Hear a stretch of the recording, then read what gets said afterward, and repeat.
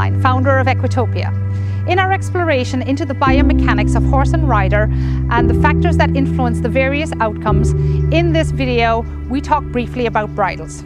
We reached out to William Micklem, inventor of the Micklem Bridle, and Dr. Monica Ellman of UC Davis in order to delve deeper into the impact of the design of headwear in relation to the horse's facial anatomy. I always remember these lines from childhood.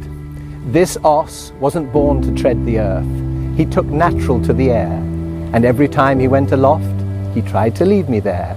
It always brings a smile to my face, and the stories of wild, difficult horses are numerous, and the stories of the great bravery and skill of people who were prepared to ride these horses and dominate these horses are also numerous.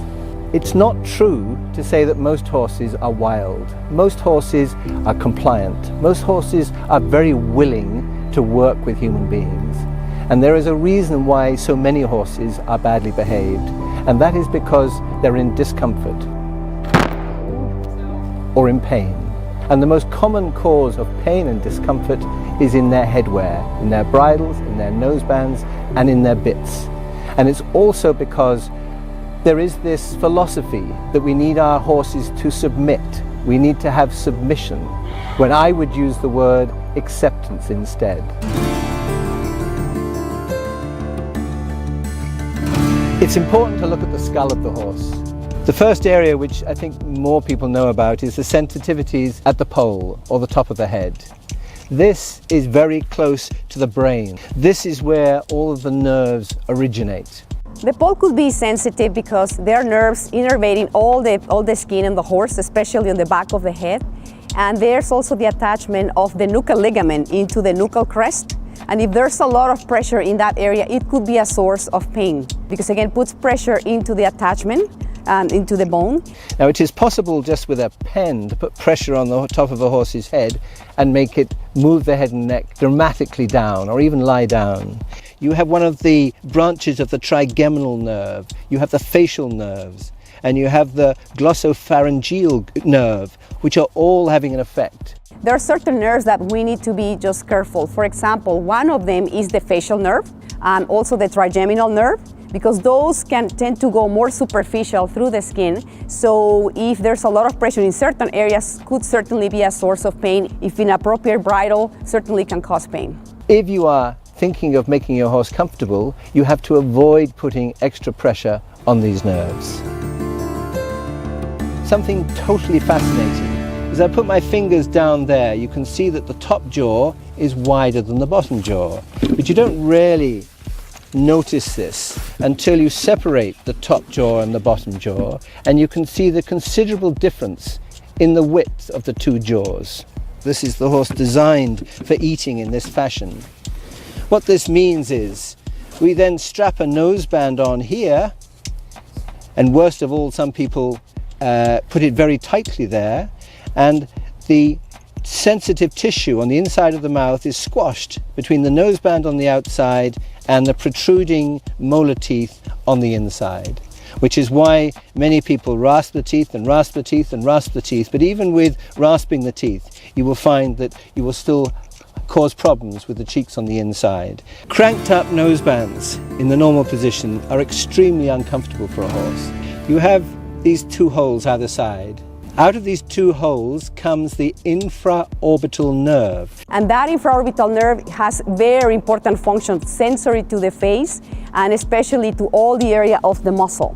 So when you put pressure, which you are doing with the cranked up noseband, on the nerve, because it's acting directly onto the bone, over a period of time you are numbing this area of the face, because constant pressure on a nerve will cause numbness. So it may cause numbness, or it may cause pain, and it could even go far to produce lack of sensation on that part of the nerve if it's a severe pressure. And then we go to the nasal bones. Now this horse actually is a quarter horse and has extra short nasal bones. They're normally a little longer, but you can see how fragile they are. Now in my opinion, low drop nosebands should be banned because they're operating on this area here or even a little bit lower.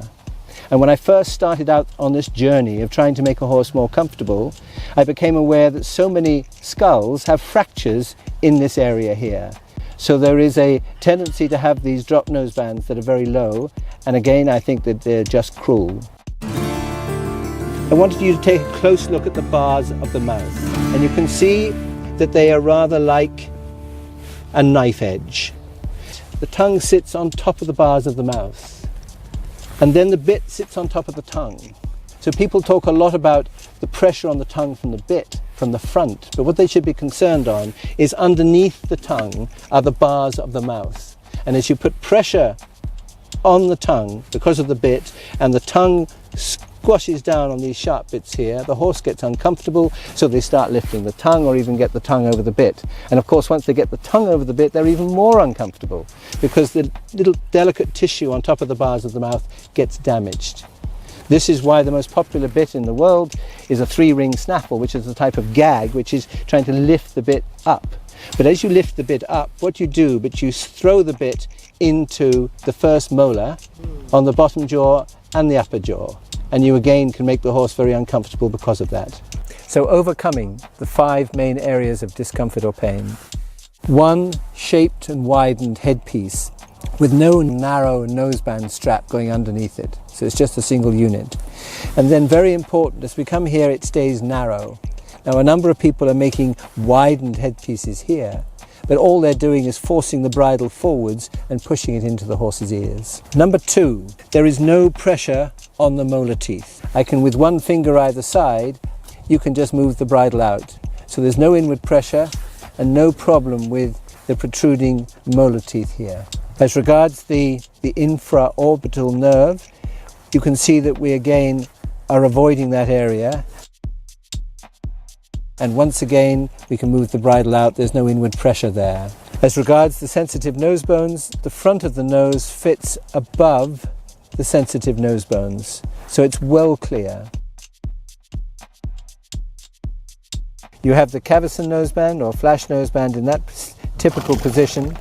There you have the Micklem Bridle, and there you have the low drop noseband, or sadly, very often they make it even lower than that, and you can see how it's right down to the end of the nasal bones. The bridle sits behind the protruding cheekbone here, the zygomatic ridge. And then, as regards the bars of the horse's mouth, you can see here that I have a clip connection from the bit to the ring here, which means that with young horses, I always put this on, or with riders that are novice riders. So if they over pull at the horse's mouth, or if the horse throws its head and neck up when you're lunging and you have side reins on, for example, the pull goes direct from the bit to the front of the noseband rather than on the bars of the mouth. So it protects the bars of the mouth.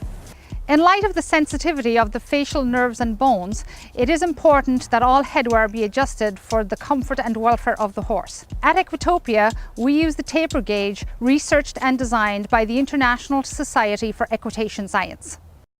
It's all about a different mindset. Traditions can be changed, that horses can be treated more humanely, that change can be made based on a better understanding of the anatomy and physiology of the horse. If it can be done with bridles, it can be done in many other areas. As American author David Foster Wallace said, good education teaches us to be a little less arrogant, to realize that much of what we think is certain is in fact wrong and deluded, to critique ourselves and not just the world around us. The key is to stay humble, to keep questioning, and to keep studying our subject, because we must not be afraid of change.